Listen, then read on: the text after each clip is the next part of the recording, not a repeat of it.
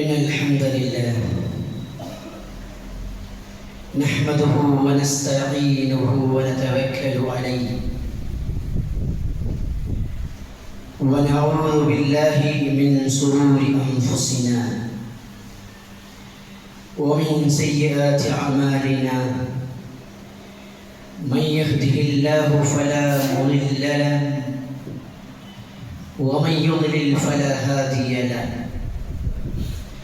أشهد أن لا إله إلا الله وأشهد أن محمدًا عبده ورسوله أرسله بالهدى ودين الحق ليظهره على الدين كله ولو كره المشركون اللهم صل على محمد وعلى آل محمد كما صليت على إبراهيم وعلى آل إبراهيم إنك حميد مجيد اللهم بارك على محمد وعلى آل محمد كما باركت على إبراهيم وعلى آل إبراهيم إنك حميد مجيد أما بعد فإن خير الحديث كتاب الله وخير الهدي هدي محمد صلى الله عليه وسلم وشر الأمور محدثاتها وكل محدثة بدعة وكل بدعة ضلالة وكل ضلالة في النار أعوذ بالله من الشيطان الرجيم بسم الله الرحمن الرحيم يا أيها الذين آمنوا اتقوا الله حق تقاته ولا تموتن إلا وأنتم مسلمون بسم الله الرحمن الرحيم كلا إن الإنسان ليطغى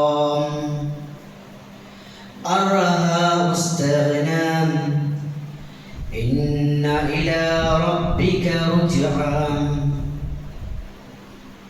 رب اشرح لي صدري ويسر لي أمري واحلل عقدة من لساني يفقهوا قولي സത്യവിശ്വാസികളെ വിശ്വാസിനികളെ അല്ലാഹു സുബ്ഹാനഹു തആലയുടെ വിധിവിലക്കുകളും കൽപ്പനകളും ജീവിതത്തിൻ്റെ നികല മേഖലയിലും പാലിക്കണമേ എന്ന് എന്നെ മറക്കാതെ ഓരോരുത്തരോടും ഓർമ്മപ്പെടുത്തുകയാണ്, ഉണർത്തുകയാണ്, വസിയ്യത്ത് ചെയ്യുകയാണ്. റബ്ബ് സുബ്ഹാനഹു തആലയുടെ വിധിവിലക്കുകൾ യഥാവിധി പാലിക്കുന്നവരുടെ കൂട്ടത്തിൽ അല്ലാഹു സുബ്ഹാനഹു തആല നമ്മെ ഉൾപ്പെടുത്തുമാറാകട്ടെ. ഇന്ന് ഒരുമിച്ച് കൂട്ടിയതുപോലെ അവൻ്റെ ജന്നാത്തുൽ ഫിർദൗസിലും അല്ലാഹു ഇങ്ങനെ തന്നെ ഒരുമിച്ച് കൂട്ടുമാറാകട്ടെ.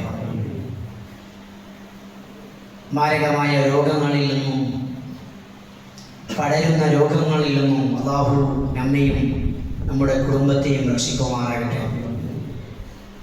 അറിഞ്ഞും അറിയാതെയും ചെയ്തുപോയ പാപങ്ങൾ അല്ലാഹു സുബ്ഹാനഹു തആല സ്വീകരിക്കുമാറാകട്ടെ. ദുൽഹിജ്ജ മാസത്തിൽ നിർവഹിച്ച ബലികർമ്മങ്ങളും നന്മകളും അതുപോലെ ഹജ്ജാദികളുടെ ഹജ്ജുകളും അല്ലാഹു സുബ്ഹാനഹു തആല സ്വീകരിക്കുന്ന കർമ്മത്തിൽ ഉൾപ്പെടുത്തുമാറാകട്ടെ. പ്രവാചകൻ സ്വല്ലല്ലാഹു അലൈഹി വസല്ലമയെ ഇത്തിബാഅ് ചെയ്തുകൊണ്ട് പ്രവാചകനെ നല്ല രൂപത്തിൽ കണ്ടുമുട്ടുന്ന ഹൗദുൽ കൗസറിൻ്റെ ആ വെള്ളം ലഭിക്കുന്ന ഭാഗ്യവസ്ഥന്മാരിൽ അല്ലാഹു നമ്മെ ഉൾപ്പെടുത്തുമാറാകട്ടെ. സഹോദരങ്ങളെ, വെള്ളിയാഴ്ച ഈ ദിവസം ഏറെ മഹത്വമായ, ഏറെ ശ്രേഷ്ഠമായ ദിവസമാണ്. പ്രവാചകൻ സല്ലല്ലാഹു അലൈഹി വസല്ലമ ഈ ദിവസത്തിൽ ചില നന്മകൾ, കർമ്മങ്ങൾ പഠിപ്പിച്ചിട്ടുണ്ട്. ആ കർമ്മങ്ങൾ യഥാവിധി പാലിക്കേണ്ടവരും അത് പ്രവർത്തിക്കേണ്ടവരുമാണ്. അതുപോലെ ഏറെ പവിത്രമാക്കാനുള്ള കാരണം വെള്ളിയാഴ്ച പ്രവാചകൻ സല്ലല്ലാഹു അലൈഹി വസല്ലം നമുക്ക് അല്ലാഹുവിന്റെ കൽപ്പന നിമിത്തം ജുമാ നിർബന്ധമാക്കിയിരിക്കുകയാണ്. അല്ലാഹുവിന്റെ ഭവനത്തിൽ ഇരുന്ന് ആഴ്ചയിൽ ഒരു ദിവസം ളുഹറിന്റെ സമയം ജുമയുമായി ബന്ധപ്പെട്ട നന്മകൾ കേൾക്കുവാനും നല്ലതായ നസീഹത്തുകൾ കേൾക്കുവാനുമാണ് ഈ സന്ദർഭത്തിൽ ഇവിടെ എല്ലാം ഇരുന്നു കൂടിയിട്ടുള്ളത്. അല്ലാഹു സുബ്ഹാനഹു വ തആല അത് കേട്ട് മനസ്സിലാക്കി ജീവിക്കാനുള്ള സന്മനസ് അല്ലാഹു നമുക്ക് നൽകുമാറാകട്ടെ. അതുപോലെ പ്രവാചകൻ സല്ലല്ലാഹു അലൈഹി വസല്ലമ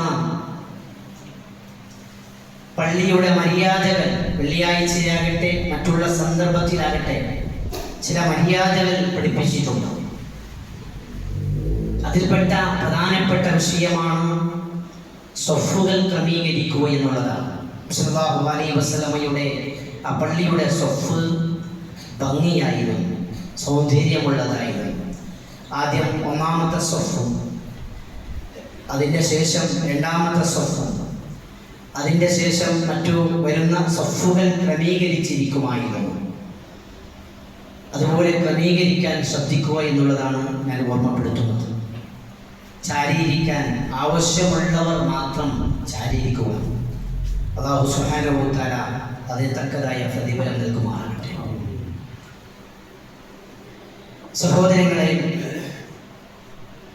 നാമെല്ലാം ആഗ്രഹിക്കുന്നത് സ്വർഗമാണ്. അല്ലാഹു സുബ്ഹാനഹു വ തആല അവന്റെ ഭക്തന്മാർക്ക്,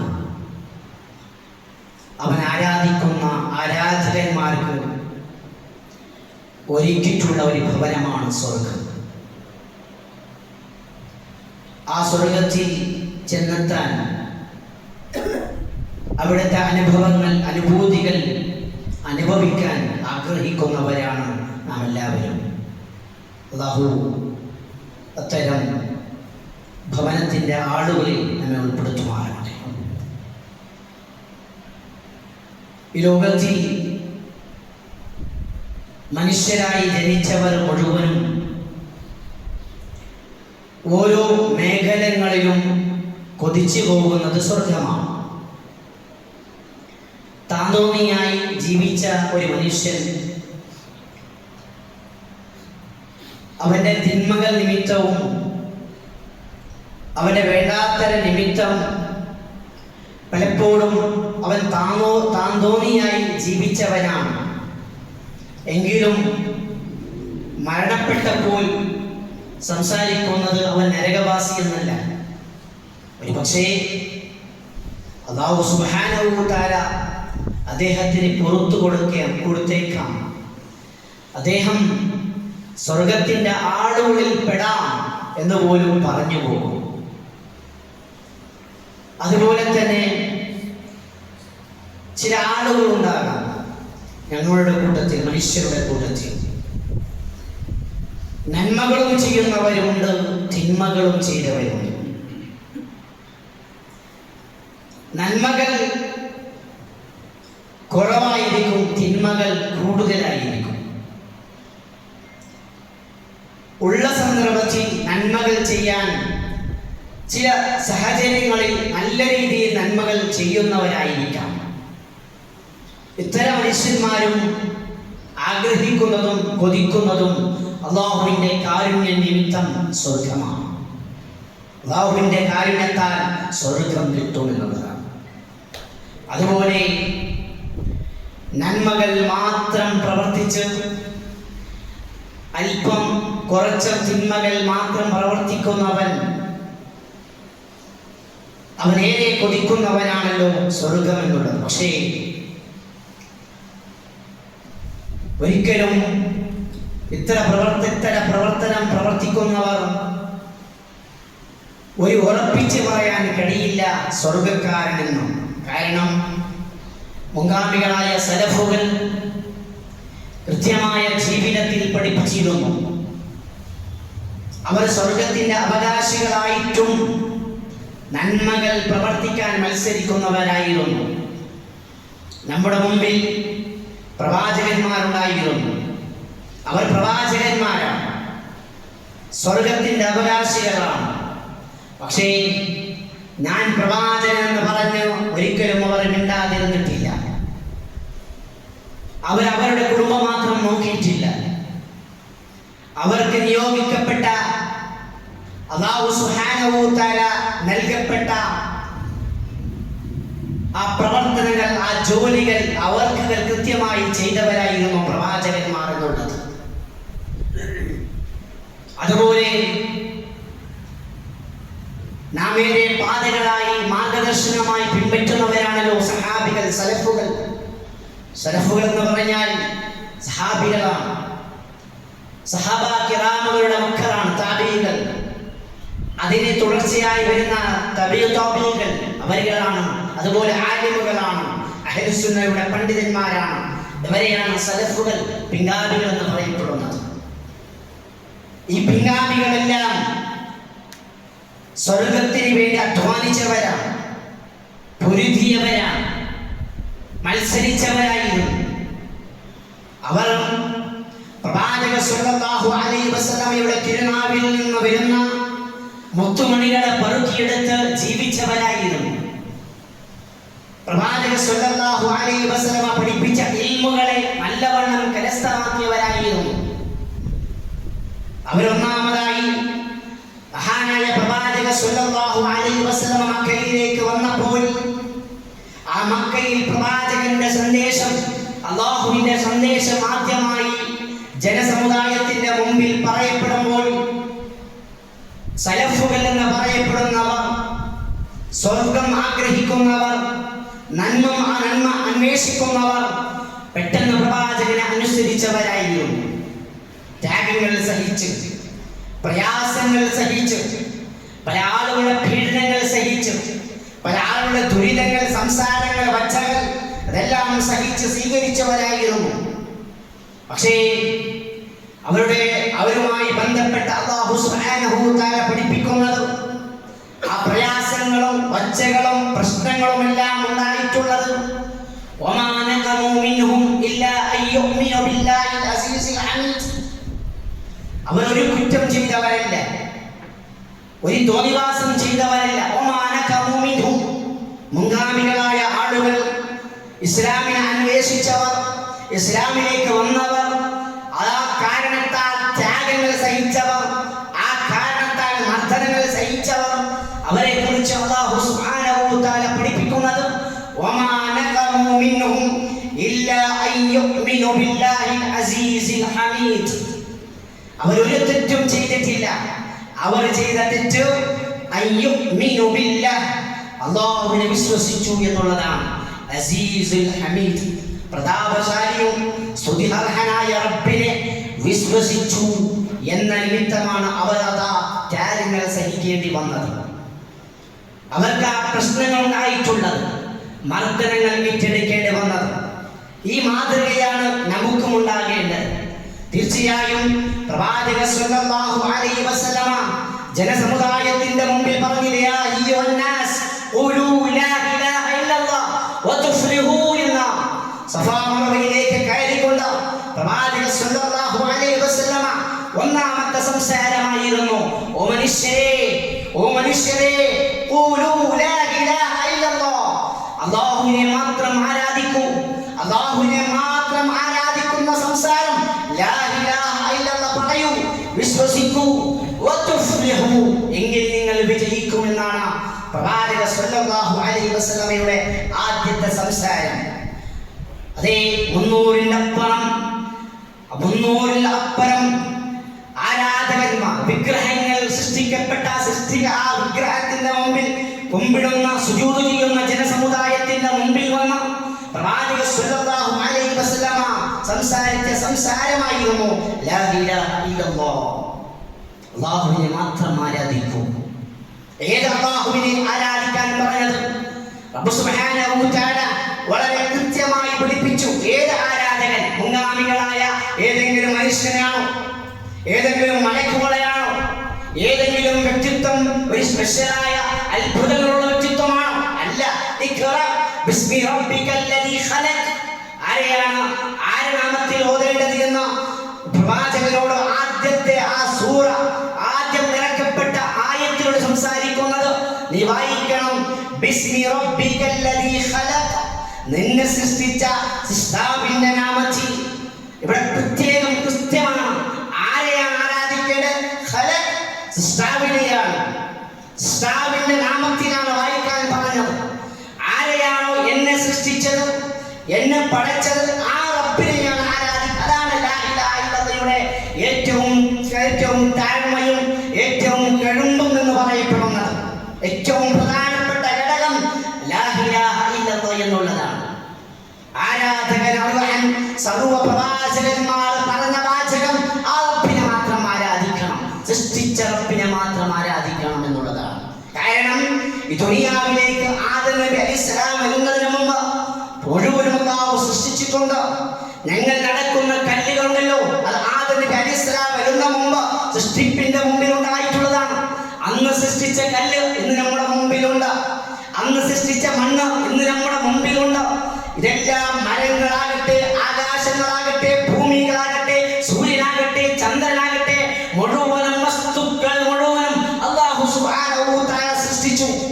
ആ സൃഷ്ടിച്ചപ്പോൾ ആരെയാണോ ആരാധിക്കേണ്ടത്, അത് ആരാണോ സൃഷ്ടിച്ചത്, അവൻ തന്നെയാണ് ഇന്നും അവകാശപ്പെട്ടവൻ.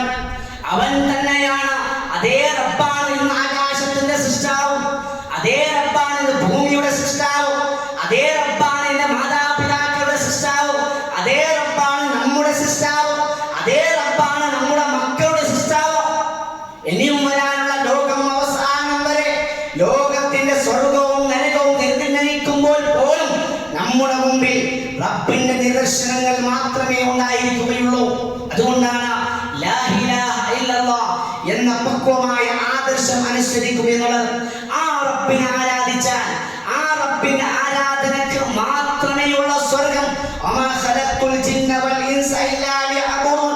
അല്ലാഹു സുബ്ഹാനഹു വ തആല നമ്മെ സൃഷ്ടിച്ചിട്ടുള്ള വകുപ്പുകളും അല്ലാഹു സൃഷ്ടിക്കാനുള്ള കാരണങ്ങളും അല്ലാഹുവിന്റെ ലക്ഷ്യവും ലാ ഇലാഹ അല്ലാഹുവിനെ ആരാധിക്കാൻ വേണ്ടിയാണ്.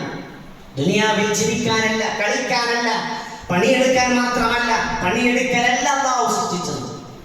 കേവലം നടന്നും വയസ്സാകുമ്പോൾ ഒരു വയസ്സുകളെ കൊണ്ടുപോയി വയസ്സുകളെത്തിയിട്ട് മരിക്കുക എന്നുള്ളതല്ല. ഒരു മരണം, ജനനം എന്ന ഒരു നിർദ്ദേശം പ്രകാരം ഉണ്ടാകാനല്ല. നമ്മെ സൃഷ്ടിക്കാനുള്ള കാരണം അവൻ ആരാധിക്കാനാണ്. അത് ആരാധിച്ചാൽ അല്ലാഹു സുബ്ഹാനഹു വ തആലയുടെ കാരുണ്യത്താൽ സ്വർഗം നൽകുമെന്നുള്ളതാണ്. അതിനെ അധ്വാനിക്കണം, അതിനെ പ്രയാസപ്പെടണം. നോക്കൂ, സലഫുകൾ ചെയ്ത പ്രവർത്തനം എന്ത് പറഞ്ഞു? മർദ്ദനം ഏറ്റെടുത്തു, പ്രശ്നങ്ങൾ ഏറ്റെടുത്തു. പക്ഷേ അവരെന്ത് കാരണത്താൽ? അല്ലാഹുവിനെ വിശ്വസിച്ചു എന്ന നിമിത്തമാണ്. നമുക്കുമുണ്ടാകും അന്ന് അവർക്കുണ്ടായ പ്രയാസങ്ങൾ, നമുക്കുമുണ്ടാകും. സഹിക്കണം.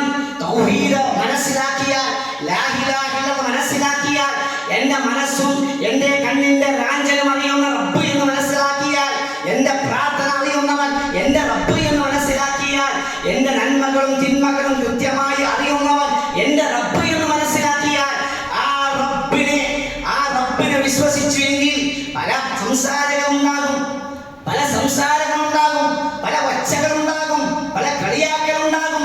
പക്ഷേ എന്തിനു വേണ്ടി? ഇല്ല അയ്യുമിനു ബില്ലാഹിൽ അസീസിൽ ഹമീദ്.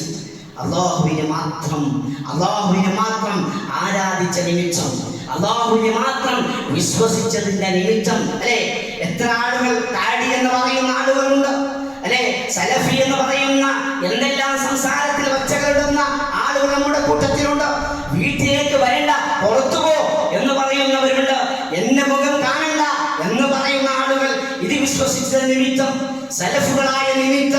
യഥാർത്ഥ ഏകദൈവ വിശ്വാസം അല്ലാഹുവിനെ ആരാധിക്കണം. പ്രവാചകൻ സംസാരിച്ച ആ പ്രവാചകന്റെ സംസാരമുള്ള സുന്നത്തുണ്ടല്ലോ, അപ്പടി അതനുസരിച്ച് ചോദ്യമില്ലാതെ അനുസരിക്കണം പറയുന്ന വിശ്വാസമാണ് സലഫുകൾക്കുള്ളത്. പ്രവാചക സല്ലല്ലാഹു അലൈഹി വസല്ലമയുടെ തിരുനാവിൽ നിന്ന് ഒരു വിഷയം വന്നാൽ ആ വിഷയത്തിന് ബുദ്ധികളില്ല, ആ വിഷയത്തിന് ഏതെങ്കിലും മൈൻവർക്കുകളില്ല, അഖിലാനികളല്ല. പ്രവാചക സല്ലല്ലാഹു അലൈഹി വസല്ലമയുടെ സംസാരങ്ങൾ നഖ്ലിക്കാണ് ഏറ്റവും പ്രധാനം. നഖ്ലിക്കാണ്. അഖിലാണെങ്കിൽ നമസ്കരിക്കുന്നവർ അഖിലാനികളാകും. അഖിലാണെങ്കിൽ ഹജ്ജ് കർമ്മം നിർവഹിക്കാൻ ഒരിക്കലും സാധ്യമല്ല. ബുദ്ധിക്കാണോ ആദ്യത നൽകുകയെങ്കിൽ ഒരിക്കൽ ഒരു മനുഷ്യന് ഹജ്ജ് കർമ്മം നിർവഹിക്കാൻ സാധ്യമല്ല. ബുദ്ധിക്കാണ് പ്രാധാന്യം നൽകിയെങ്കിൽ നമസ്കരിക്കാൻ കഴിയില്ല. കാരണം നമസ്കാരത്തിന് റുകൂഉണ്ട്, സുജൂദുണ്ട്, ഇതൊന്നും വേണ്ട എന്ന് പറയും. ഇതൊന്നും വേണ്ട, അല്ലാഹുവിനെ പ്രാർത്ഥിച്ചാൽ പോരെ എന്ന് ബുദ്ധി പറയും. പക്ഷേ ബുദ്ധിയല്ലല്ലോ, പ്രവാചകന്റെ സംസാരമല്ലോ. പ്രവാചക സല്ലല്ലാഹു അലൈഹി വസല്ലമ ഒരു വിഷയം പറഞ്ഞാൽ അതുപോലെ പ്രവാചകൻ എങ്ങനെയാണ് നമസ്കരിച്ചത് അതുപോലെ നമസ്കരിക്കാൻ, പ്രവാചകൻ എങ്ങനെയാണ് നോമ്പനുഷ്ഠിച്ചത് അതുപോലെ നോമ്പനുഷ്ഠിക്കാൻ, പ്രവാചക സല്ലല്ലാഹു അലൈഹി വസല്ലമ എങ്ങനെയാണ് ഹജ്ജ് കർമ്മം നടത്തിയത് അതുപോലെ ഹജ്ജ് കർമ്മം നിർവഹിക്കാൻ, പ്രവാചക സല്ലല്ലാഹു അലൈഹി വസല്ലമ ഒരു പ്രോഗ്രാമുകൾ, ഒരു ഇബാദത്തുകൾ എങ്ങനെ നിർവഹിക്കണം പറഞ്ഞോ അതുപോലെ നിർവഹിച്ചുകൊണ്ട് സ്വർഗത്തിന്റെ അവകാശികളാകാൻ അതിനുവേണ്ടിയാണ് അധ്വാനിക്കേണ്ടത്. ആ അധ്വാനിച്ചാൽ മാത്രമാണ് സ്വർഗം ലഭിക്കുക. അതുകൊണ്ടാണ് ഈ സമയത്ത് വിശ്വസിച്ചതിന്റെ പേരിൽ സംസാരങ്ങളും വച്ചകളും പല രീതിയുള്ള കേൾവികളും കേൾക്കാൻ സാധിക്കും. പക്ഷേ ക്ഷമയാണ്. അവർ ക്ഷമിച്ചതുപോലെ ക്ഷമിച്ചാൽ ആ സ്വർഗം നമുക്ക് അല്ലാഹു സുബ്ഹാനഹു വ തആല നിശ്ചയിച്ചിട്ടുള്ളതാണ്. അത് ലഭിക്കുന്നവരുടെ കൂട്ടത്തിൽ അല്ലാഹു നമ്മെ ഉൾപ്പെടുത്തി അനുഗ്രഹിക്കുമാറാകട്ടെ. സഹോദരങ്ങളെ, ഒരിക്കലും നാം ആകരുത്. എന്റെ വിഷയം വളരെ പ്രസ്തമാണ്. കാരുണികനായ അല്ലാഹു സുബ്ഹാനഹു വ തആല നമുക്ക് സ്വർഗം ലഭിക്കും, സ്വർഗം നൽകും. പക്ഷേ ഒരിക്കലും നാം ഉറപ്പ് പറയരുത് ഇന്ന മനുഷ്യൻ. അതാണ് ആയത്തിന്റെ ആമുഖമായി നിങ്ങളുടെ മുമ്പിൽ വെച്ച ആയത്തും നിങ്ങളുടെ മുമ്പിൽ സംസാരിച്ചു വെച്ച സൂറത്തും അത് തന്നെയാണ്. കല്ലാ ഇന്നൽ ഇൻസാന ലയത്ഗാ അർഹാ ഉസ്തഗ്നാ ഇന്ന ഇലാ റബ്ബിക റുജ്ആ. കല്ലാ, അറിയണേ മനുഷ്യരെ, അങ്ങനെ വേണ്ട. ഇന്നൽ ഇൻസാന ലയത്ഗാ, തീർച്ചയായും മനുഷ്യൻ അതിര് കവിഞ്ഞവനാണ്, ഓവറായവനാണ്, അതിര് കൂടിയവനാണ്. അർഹാ ഉസ്തഗ്നാ, അവൻ നിങ്ങൾ കാണാം സ്വയം ധന്യതയാകുന്നവൻ, സ്വയം ആളാകുന്നത് കാണാം. ഇബാദത്തിന്റെ വിഷയത്തിലാണ് ഇവിടെ സംസാരിക്കുന്നത്. സ്വയം ആളാകുന്നത്.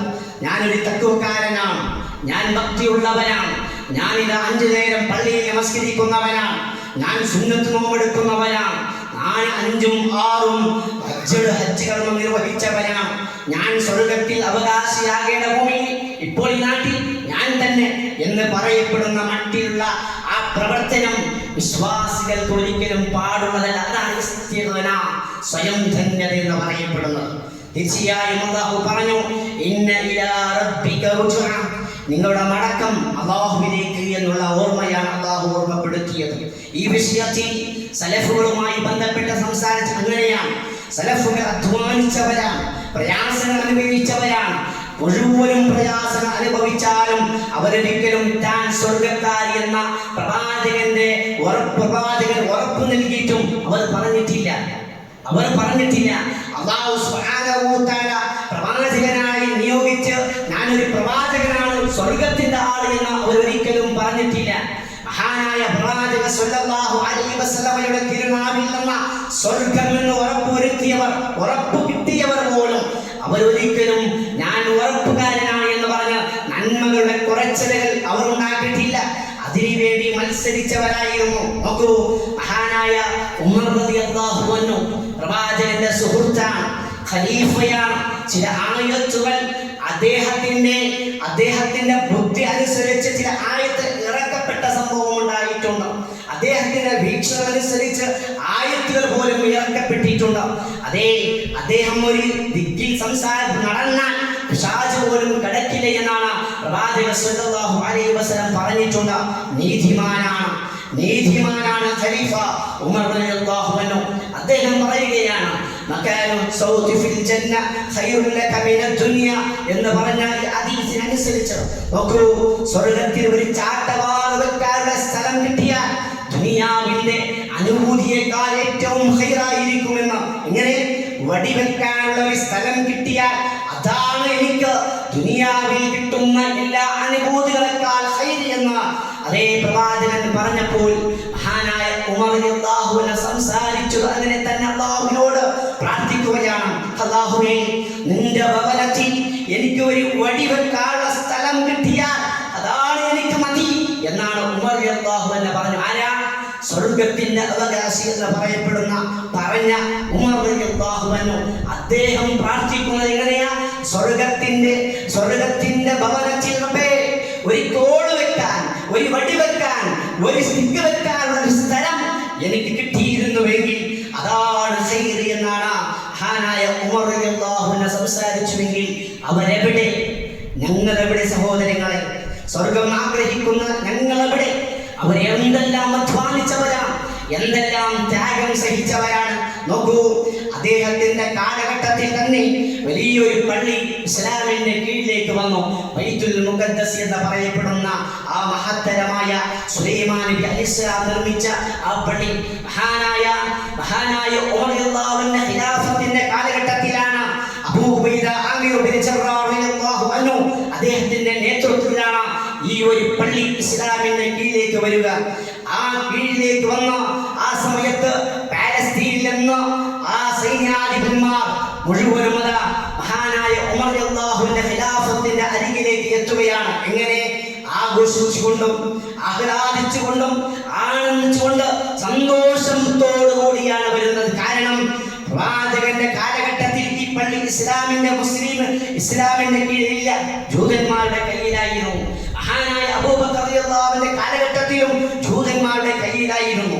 മഹാനായ ഈസാ നബി അലൈഹിസ്സലാമിന്റെ കാലഘട്ടത്തിലും ജൂതന്മാരുടെ കയ്യിലായിരുന്നു.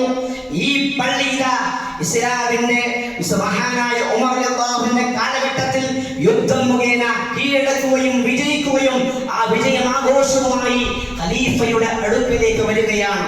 ആ സന്ദർഭത്തിൽ അമീർ ബിൻ അബൂ ഉബൈദ റളിയല്ലാഹു അൻഹു മഹാനായ ഖലീഫ റളിയല്ലാഹു അൻഹുവിന്റെ അടുക്കലേക്ക് അമീറുൽ മുഅ്മിനീൻ ഉമർ റളിയല്ലാഹു അൻഹുവിന്റെ അടുക്കലേക്ക് വന്നു.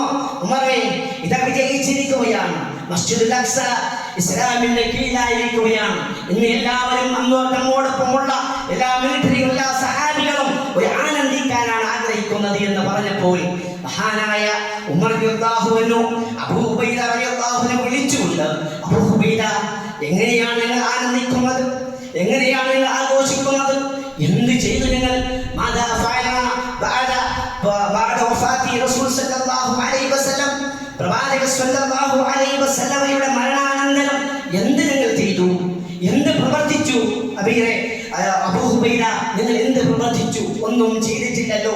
ഇനിയും ത്യാഗങ്ങൾ സഹിക്കാനുണ്ട്. ഇനിയും നമ്മുടെ മുമ്പിൽ ത്യാഗങ്ങളും, ഇനിയും നമ്മുടെ മുമ്പിൽ പ്രബോധനങ്ങളും, പല രാഷ്ട്രങ്ങളും ഇസ്ലാമിന്റെ കീഴിലേക്ക് വരാനുണ്ട്.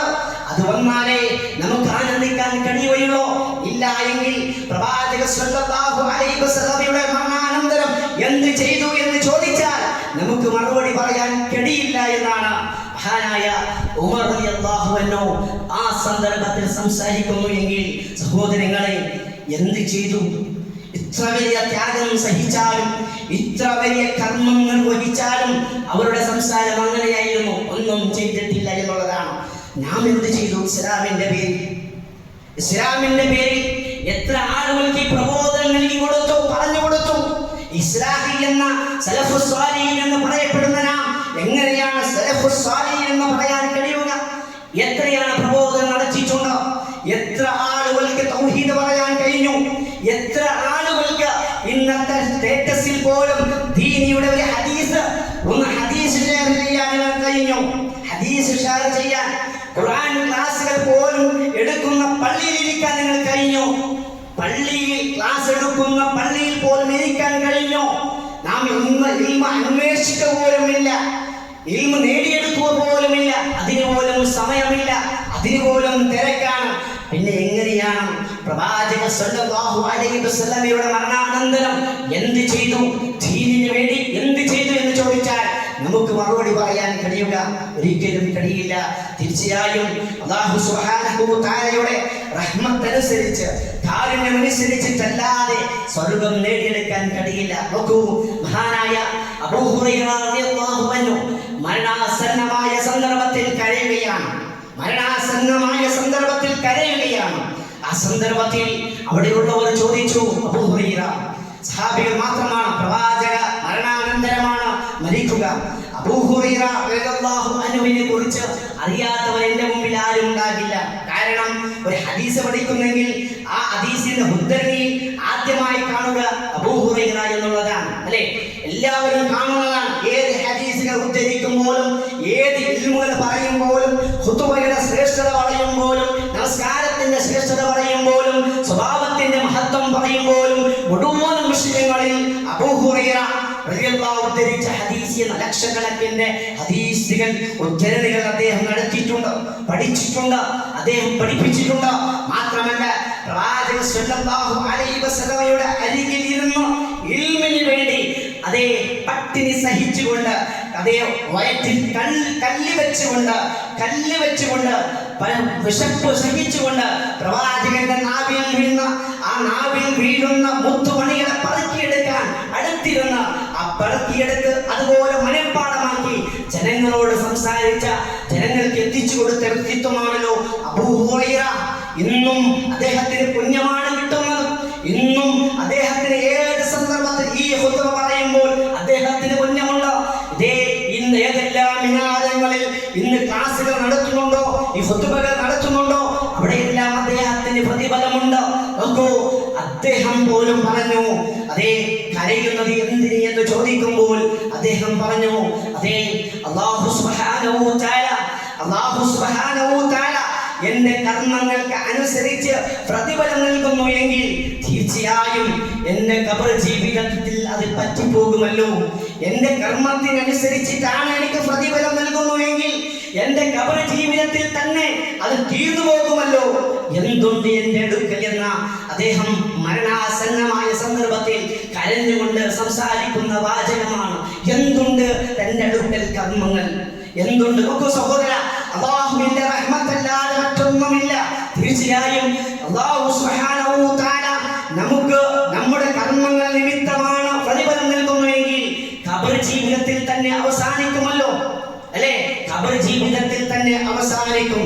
മാത്രമല്ല, റബ്ബ് സുബ്ഹാനഹു വ തആല നമുക്ക് കർമ്മങ്ങൾക്ക് ഇരട്ടയായി പ്രതിഫലം നൽകി അങ്ങനെ സ്വർഗ്ഗത്തിന്റെ ആളുകളായി അല്ലാഹു നമ്മെ നയിക്കും.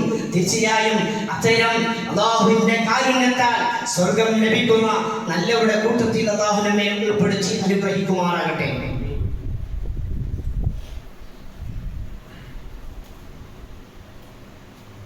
അൽഹംദുലില്ലാഹ് വസ്സലാത്തു വസ്സലാമു അലാ റസൂലില്ലാഹ് വഅലാ ആലിഹി വസഹ്ബിഹി അജ്മഈൻ.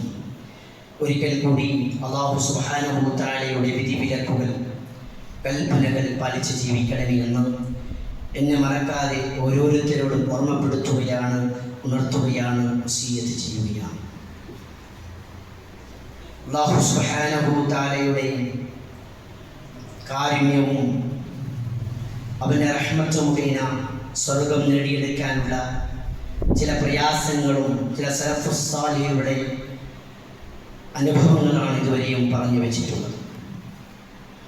പ്രവാചകൻ സ്വല്ലല്ലാഹു അലൈഹി വസല്ലമ വിശ്വാസികൾക്ക് ഓർമ്മപ്പെടുത്തിയ ഏറെ ഗൗരവമായ ഒരു ആയത്ത് സൂറത്തുൽ വാഖിയയിൽ അല്ലാഹു നമ്മെ ഉത്ബോധനം നടത്തുകയാണ്, ഓർമ്മപ്പെടുത്തുകയാണ്. ഒരു ചെറിയ ആയത്താണ്. വിശ്വാസികളെ, സ്വർഗത്തിൻ്റെ എണ്ണം എത്രയാണ് എന്നും എത്ര ആളുകൾ ഉണ്ടാകുമെന്നും പ്രവാചകൻ സ്വല്ലല്ലാഹു അലൈഹി വസല്ലമ ആയത്തിൻ്റെ വിശദീകരണമായി പഠിപ്പിച്ചിരിക്കുകയാണ്.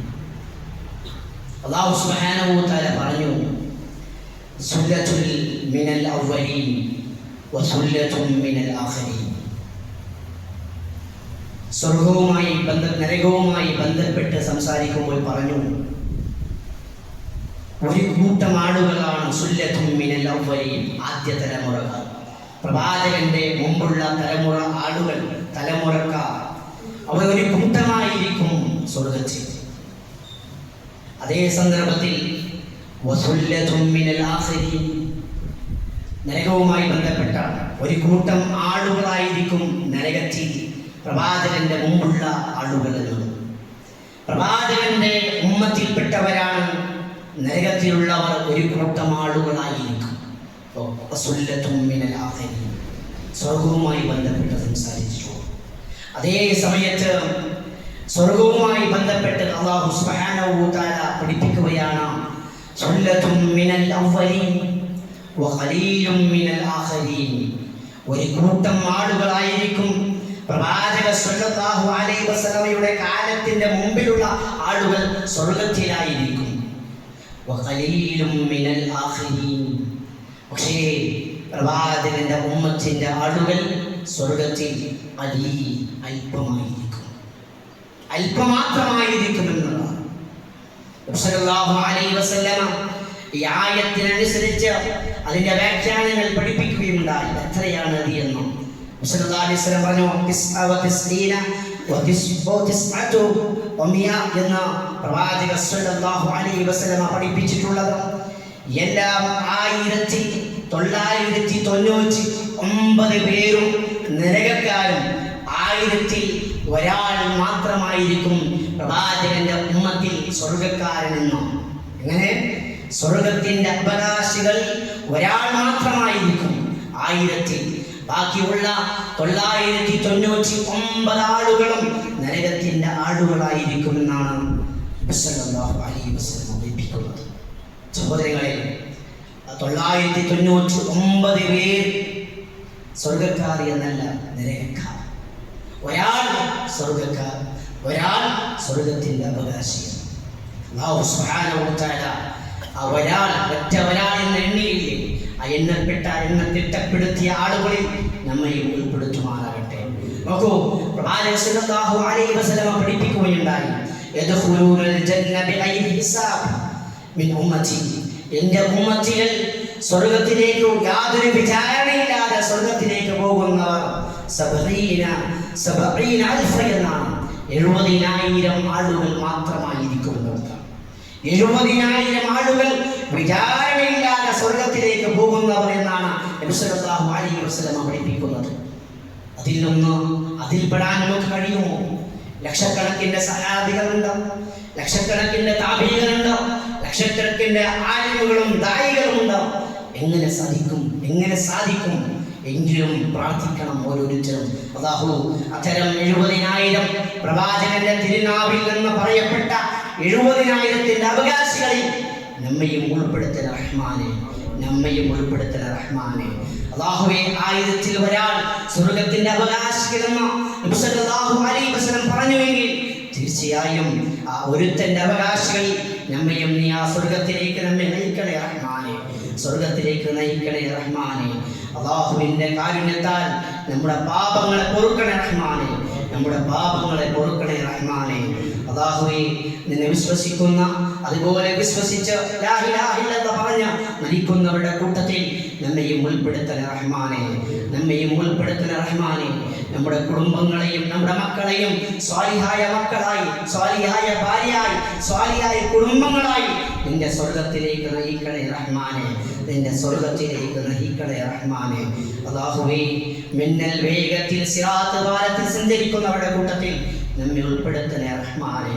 ഹൗദുൽ കൗസറിന്റെ വെള്ളം നൽകുമ്പോൾ അതിന്റെ ഭാഗ്യക്കാരിൽ നമ്മയും ഉൾപ്പെടുത്തണേ റഹ്മാനെ. കടം കൊണ്ട് വിഷമിക്കുന്നവരുണ്ട്, അവരുടെ കടം നീ പെട്ടെന്ന് കൊടുക്കാനുള്ള മനസ്സും അവർക്കുള്ള ഈഴിയായ വഴികളും എളുപ്പമായ വഴികളും നൽകണേ റഹ്മാനെ. കടത്തിൽ നിന്ന് മുക്തനായി മരിക്കാനുള്ള ഭാഗ്യം നൽകണേ റഹ്മാനെ. അല്ലാഹുവേ, ലാ ഇലാഹ ഇല്ലല്ലാഹ് എന്ന ആ വചനം പറയുന്ന നല്ലവരിൽ നമ്മെ ഉൾപ്പെടുത്തണേ റഹ്മാനെ. അല്ലാഹുവേ, എല്ലാ ശർറിൽ നിന്നും, എല്ലാ തെറ്റിൽ നിന്നും, എല്ലാ തിന്മകളിൽ നിന്നും നമ്മെ രക്ഷിക്കണേ റഹ്മാനെ. നമ്മുടെ പാപങ്ങളെ പൊറുക്കണേ റഹ്മാനെ. اللهم اغفر للمؤمنين والمؤمنات والمسلمين والمسلمات اللهم أجرنا من النار اللهم أجرنا من النار اللهم أجرنا من النار ربنا آتنا في الدنيا حسنة وفي الآخرة حسنة وقنا عذاب النار ربنا تقبل منا إنك أنت السميع العليم وتب علينا إنك أنت التواب الرحيم وآخر دعوانا أن الحمد لله رب العالمين.